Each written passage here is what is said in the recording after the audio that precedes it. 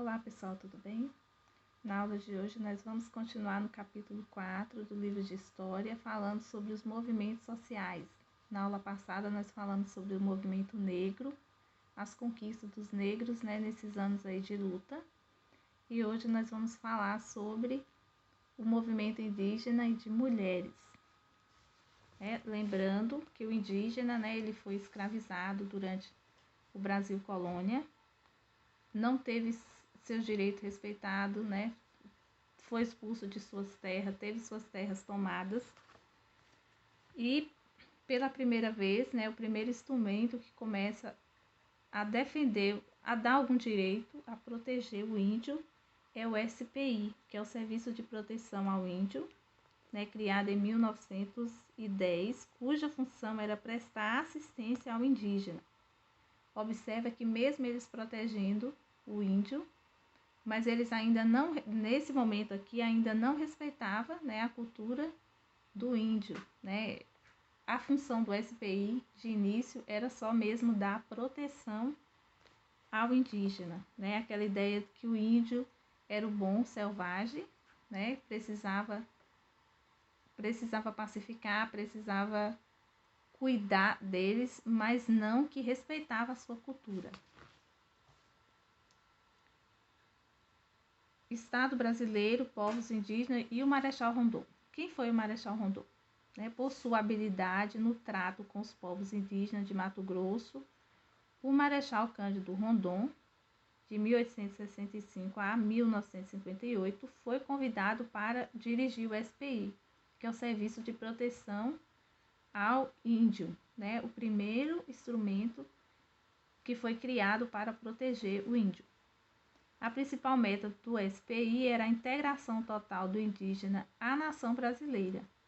E para tal, Rondon propunha o seguinte espaço: atração, primeiro atrair o índio, pacificar, porque até esse momento tinha o índio como selvagem, então eles atraíam o índio, pacificava esse índio e depois civilizava. Então o índio não era respeitada a sua cultura, era tido como um selvagem que precisava da proteção, da tutela do Estado, mas no entanto a sua língua, os seus costumes não era bem visto. Eles precisavam se adequar à cultura do branco, e não respeitava a cultura indígena na sua totalidade.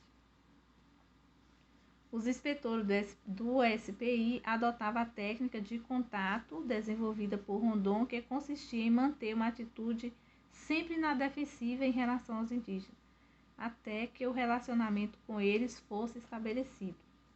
Depois buscava com os governos estaduais garantir uma terra, para o grupo.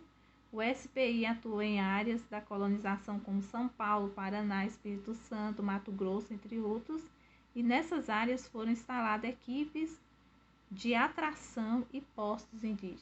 Então, aquilo que falou no início, esses 3 passos: atrair, pacificar e civilizar esses índios.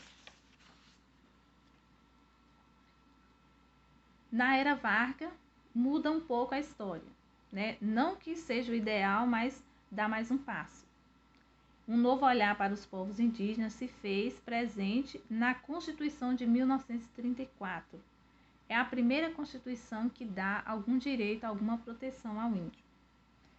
A Constituição de 34 cita o indígena a tratar do seu direito à terra. Então, o artigo 129 dessa Constituição diz que será respeitada a posse de terra de silvícolas que nela se achar permanente localizado, sendo-lhe, no entanto, vedado alienar.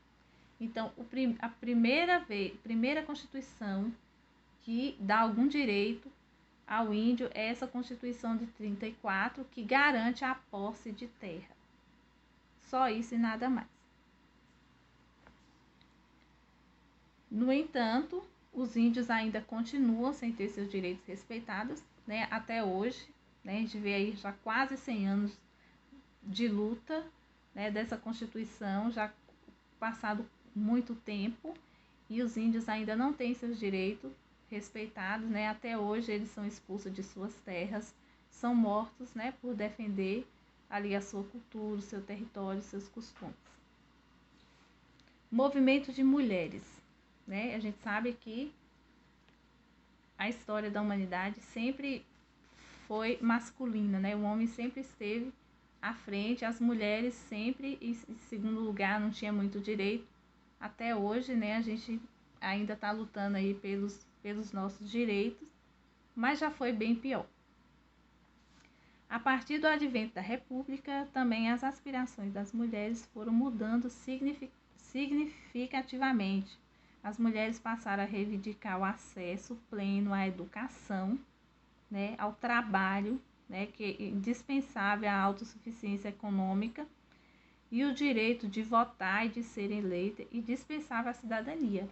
Lembrando que a mulher, nessa época, ela ainda não tinha essa liberdade de sair para trabalhar, então era reservado às mulheres sempre as atividades domésticas, né, o trabalho doméstico de cuidar dos filhos. E aí começa a luta, né, por igualdade de direito, pelo direito a trabalhar, pelo direito à educação, à saúde, né, da mulher, e também o direito ao voto, né, o direito de ter uma representante, né, aí nos poderes políticos. A Constituição de 1891, no entanto, negou o direito da mulher ao voto. E aí começa toda uma luta, né? A advogada Mirtes Campos, professora, tentaram se alistar para votar, mas tiveram seus pedidos recusados. E, no entanto, as mulheres não pararam de lutar. Até que surge Berta Lutz. Quem foi Berta Lutz? Nesse contexto, Berta Lutz é uma feminina, né? Ela é uma feminista, né? Com essas ideias aí da luta pelos direitos das mulheres. Ela chega da Europa em 1918, disposta a lutar pela emancipação da mulher no Brasil. E aí, depois de muita luta, ela consegue, né, um artigo na Constituição de 1934 que garante o direito, né, do voto às mulheres. No entanto, a luta ainda continua, né? A gente sabe que até nos dias de hoje, né, as mulheres ganham menos, apesar de muitas vezes desenvolver o mesmo trabalho que os homens, né? Não tem muitos seus direitos respeitados, né? Sofre violência, né? A gente tem visto aí muito feminicídio. E é uma luta que eu acho que foi avançada, mas a gente precisa avançar muito mais. E é isso, né? Leiam, quero que vocês leiam aí o assunto, tentem responder as atividades. E qualquer dúvida, né, me chame no privado. E também nós temos o encontro, né, no Meet. Espero todo mundo lá. Até!